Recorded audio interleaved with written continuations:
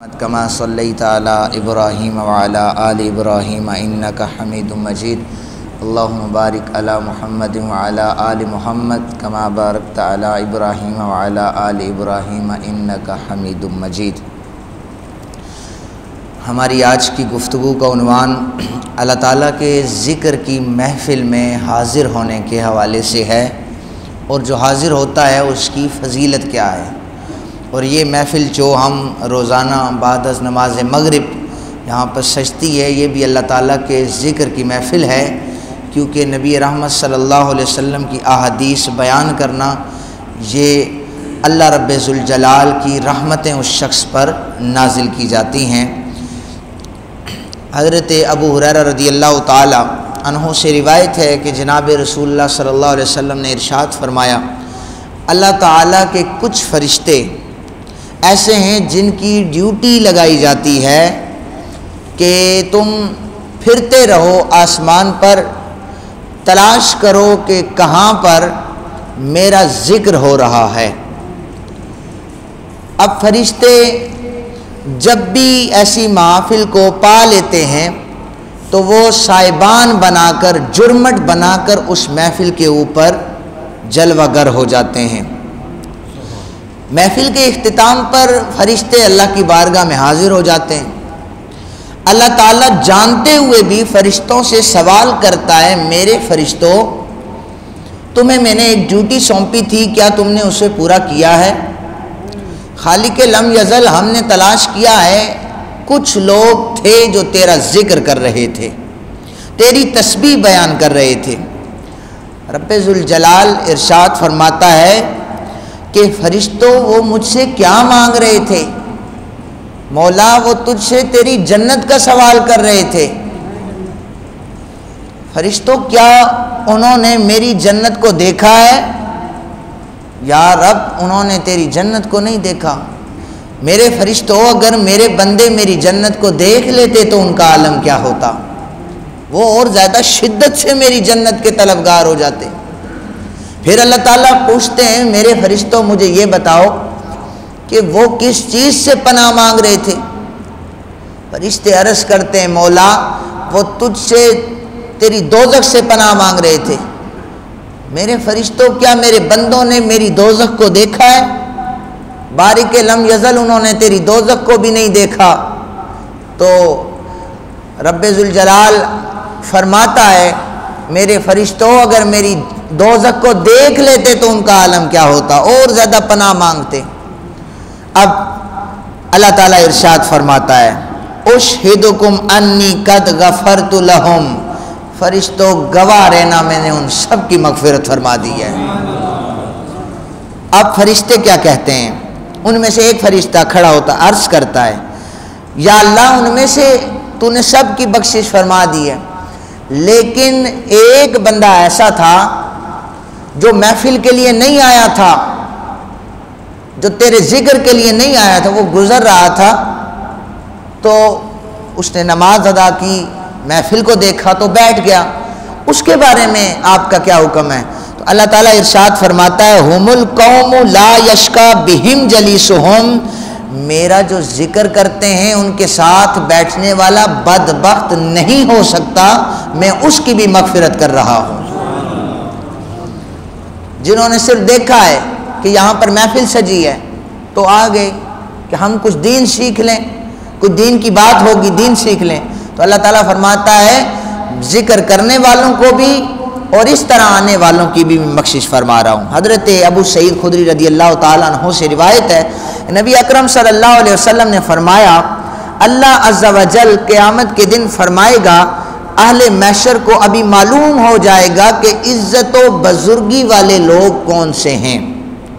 پوچھا گیا، یا رسول اللہ وہ لوگ کون ہیں جنہیں عزت ملے گی، بزرگی عطا کی جائے گی؟ اللہ تعالیٰ فرمائیں گے کہ اہل مجالس ذکر، یہ وہ لوگ ہیں جنہیں عزت اور بزرگی عطا کی جائے گی کہ جو ذکر کی مجالس میں جا کر بیٹھا کرتے تھے۔ سجانے والے اور ہیں، لیکن ذکر کی محفل میں جو آ جاتا ہے اللہ تعالیٰ اسے بھی اپنی نعمتوں سے نواز دے گا۔ انس بن مالک راوی ہیں کہ نبی اکرم صلی اللہ علیہ وسلم نے فرمایا جو لوگ محض اللہ کے ذکر کرنے کے لیے گٹھے ہوں، اس سے رضائے الہی کے سوا ان کا کوئی اور مقصد نہ ہو، آسمان سے ایک ندا دینے والا ندا دیتا ہے، ان قوموا مغفورا لکم قد بدلت سیئاتکم حسنات، اٹھ جاؤ ذکر کرنے والوں تمہاری بخشش کر دی گئی ہے۔ حضرت انس سے روایت ہے کہ نبی اکرم صلی اللہ علیہ وسلم نے فرمایا کہ فرشتے ڈھونڈتے رہتے ہیں کہاں پر لوگ حلقہ بنا کر رب کا ذکر کر رہے ہیں، رب کے حبیب کا ذکر کر رہے ہیں۔ اب فرشتے دیکھتے ہیں کہ لوگ اللہ کی نعمتوں کا سوال کر رہے ہیں، جنت مانگ رہے ہیں، دوزخ سے پناہ طلب کر رہے ہیں، تو فرشتے جب عرض کرتے ہیں نا مولا ہم نے ڈھونڈ لیا ہے جو ہماری ڈیوٹی تھی، تو رب فرماتا ہے اب اپنی رحمت کے سائبان تلے انہیں ڈھانپے رکھو، اب تمہاری رحمتیں ان پر نازل ہوتی رہیں گی، اور جو ان کا ہم نشیں بن جائے اس پر بھی اپنی رحمتیں برساتے چلو۔ حضرت ابن عباس رضی اللہ تعالیٰ عنہ اس حدیث پاک کے راوی ہیں، نبی اکرم صلی اللہ علیہ وسلم حضرت عبداللہ بن رواحہ کے پاس سے گزرے، وہ اپنے ساتھیوں کو اللہ کا ذکر کروا رہے تھے۔ حضور نے فرمایا تم ہی وہ لوگ ہو کہ اللہ نے مجھے حکم دیا ہے کہ اپنی ذات کو تمہارے ساتھ جوڑ دوں۔ اب آیت پاک سورہ کہف کی تلاوت فرمائی وَاصْبِرْ نَفْسَكَ مَعَ الَّذِينَ يَدْعُونَ رَبَّهُمْ بِالْغَدَاةِ وَالْعَشِيِّ يُرِيدُونَ وَجْهَهُ وَلَا تَعْدُ عَيْنَاكَ عَنْهُمْ۔ ترجمہ سماعت فرمائیے کہ اپنی جان ان سے مانوس رکھو جو صبح و شام اپنے رب کو پکارتے ہیں، اس کی رضا چاہتے ہیں، تمہاری آنکھیں انہیں چھوڑ کر کسی اور طرف توجہ نہیں کرتی، اس کا کام حد سے جب گزر جائے، یعنی کہ جب لوگ نفسا نفسی کے عالم میں اللہ کے ذکر کی محفل کو چھوڑ کر کسی اور جانب چلے جائیں اور حدوں کو کراس کرنا شروع ہو جائیں، تو تم ان فتنوں کو چھوڑ کر اللہ کا ذکر کرنے لگ جاؤ۔ اور پھر نبی اکرم صلی اللہ علیہ وسلم نے فرمایا کہ اللہ تعالیٰ فرماتا ہے اے میرے فرشتوں میں تمہیں گواہ بناتا ہوں، بے شک میں نے ان ساروں کی مغفرت فرما دی ہے۔ فرشتے عرض کرتے ہیں ان بندوں میں فلاں فلاں بھی تھا جو بہت گناہ گار تھا، تو اللہ تعالیٰ فرماتا ہے کہ میرے نیک بندوں کے ساتھ جن کی سنگت ہو گئی، میرے نیک بندوں کے ساتھ جس کا تعلق ہو گیا، جس کی نسبت ہو گئی، فرشتوں گواہ رہنا میں نے اس کی بھی بخشش فرما دی ہے۔ اسی طرح حضرت ابو درداء رضی اللہ تعالیٰ عنہ سے روایت ہے نبی اکرم صلی اللہ علیہ وسلم نے فرمایا کچھ لوگ قیامت کے دن جن کے چہرے نور سے چمک رہے ہوں گے، ان کے چہروں پر نور ہوگا، اور اللہ تعالیٰ انہیں موتیوں کے منبر پر جلوہ کرے گا، لوگ ان پر رش کریں گے، حالانکہ وہ نبی بھی نہیں ہوں گے، اولیاء بھی نہیں ہوں گے، شہید بھی نہیں ہوں گے۔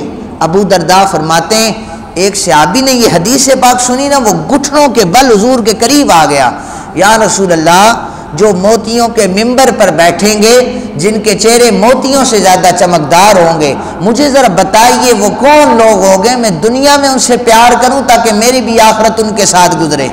تو نبی اکرم صلی اللہ علیہ وسلم نے فرمایا ہم المتحابون فی اللہ من قبائل شتى وبلاد شتى یجتمعون علی ذکر اللہ یشکرونہ او کما قال علیہ السلام۔ وہ ایک دوسرے سے، کون لوگ؟ جنہیں نور کے موتیوں پر بٹھایا جائے گا، وہ ایک دوسرے سے محبت کریں گے تو ان کی غرض پیسہ مال دولت نہیں ہوگا، ان کی محبت اللہ کے لیے ہوگی، اللہ کے رسول کے لیے ہوگی، وہ الحب للہ اور والبغض للہ پر عمل کرنے والے ہوں گے، یعنی اللہ کے لیے محبت۔